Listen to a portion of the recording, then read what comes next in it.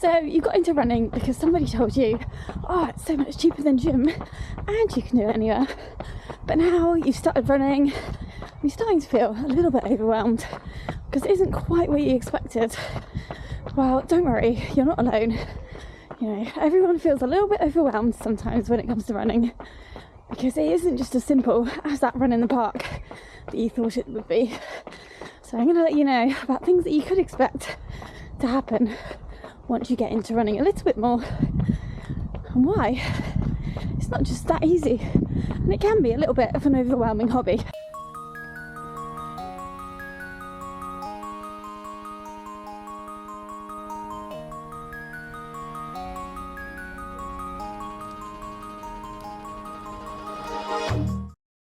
So one of the things you might first notice about running is that there seems to be a uniform.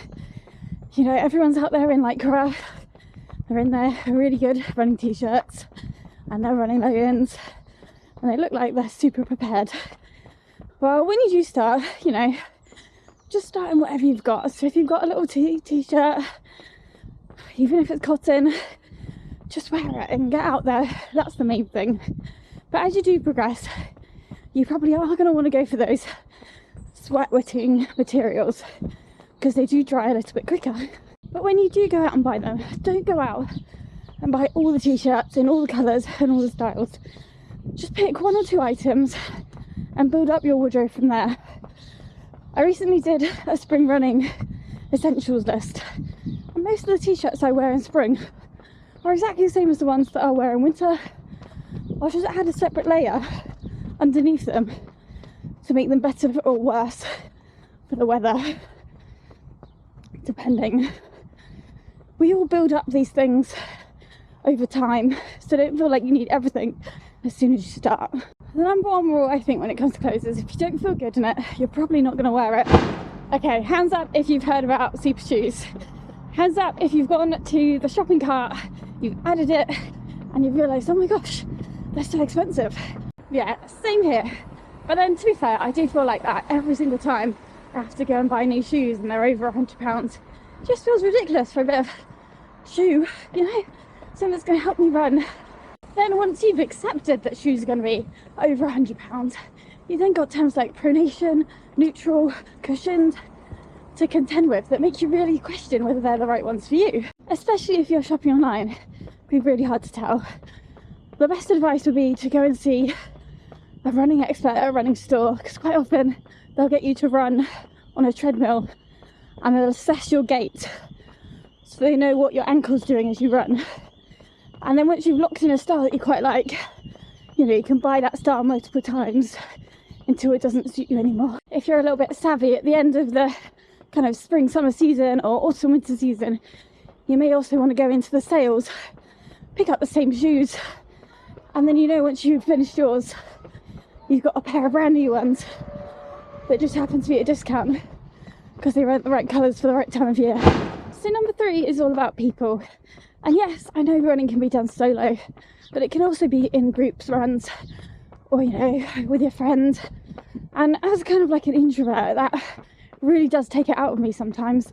I kind of look at my diary and I'm like, oh, you know, I've got club run there, I've got park run there, I've got a run with my partner there, and it feels like I don't really have that energy to be able to dedicate to running and chatting, and it just kind of feels like it's too much sometimes, and it can be really hard to get my butt out of that. So if you find that it could be you, it might be a good idea to schedule in some solo runs as well. So don't jam pack that schedule with a run with everyone all the time, because it can be overwhelming. And especially if you're training for a goal, they don't share the same goals as you. They might not even run at the same pace as you. So having that time to work on yourself, even if it's just your mental health and having a bit of clarity for the day, can be really helpful in helping you not feel overwhelmed. I'm still struggling with this balance at the moment, but hopefully we'll get there. If you've been running for a while, you've probably also noticed that there are races that you can do. So whether it's a 5k or a 50k, if you know where to look, there's one every single week.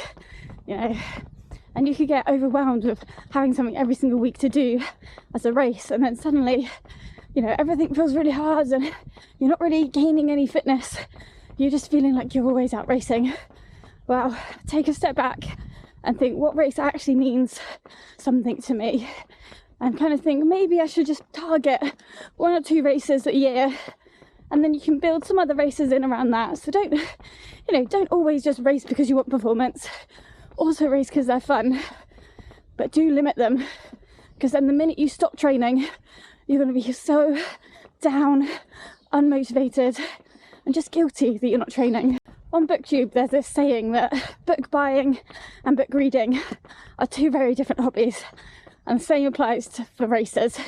You know, always put your name down for a race, and then actually doing them are 2 separate things. And when it comes to your money and your motivation, it is demotivating to see all those races you've signed up for that you just feel unable to do. So kind of take a step back, think about what races you can sensibly do and what are going to help you with your goals. Right, I'm on my way back from club, so you've seen all this scenery before, but it brings me on to a good topic of terminology. So if you start running and you suddenly turn up to a club, they might start giving you terminology that you haven't really thought about. You know, they might bring up the shoe terms, they might start talking about ultras, they might start talking about repeats, strides, sprints, you know, all of this terminology that's going to be so new to you.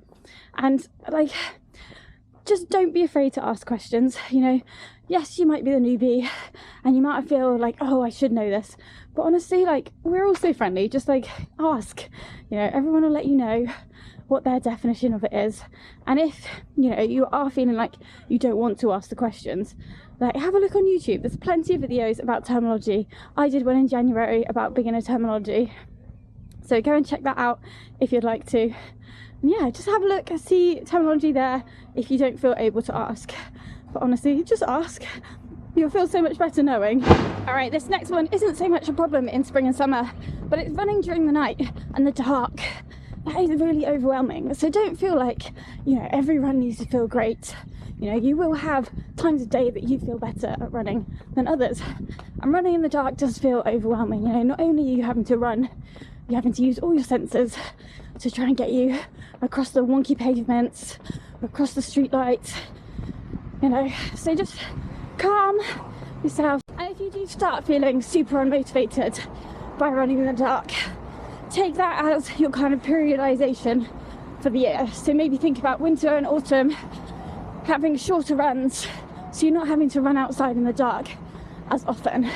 And then you can use spring and summer as kind of like your peak running season, where you do more miles and more time outside in the sunshine. Now, my last 2 points of overwhelm kind of go together. So that is comparison and social media. So in terms of comparison, there's always going to be a runner that's faster than you.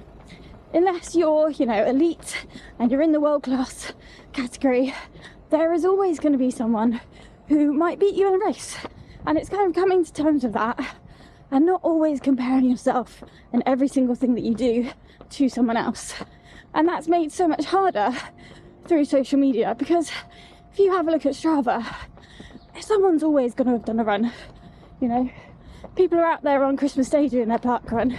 But then not only that, there's likely always going to be someone who's run further than you, or faster than you, or more often than you. And it's kind of hard sometimes to put that aside and just think, you know what, actually I'm happy for them and I don't need to be doing that. You kind of see all these people and you think, oh, that's what I need to be doing to be a runner. But you don't, you know, take each day with what you can do, not what you have to do. You know, if you are training for an event, there might be certain runs that you do feel you need to do in order to get there, but someone else's training isn't your training. So don't feel that you always need to be doing something that everyone else is doing. All right, I reckon that's enough negativity for running for one day. So hopefully, if you were feeling overwhelmed with running, you now don't feel like you're the only one, because I promise you, we all feel a little bit overwhelmed at some points in our life about running and feel like we can't do it and get a little bit down.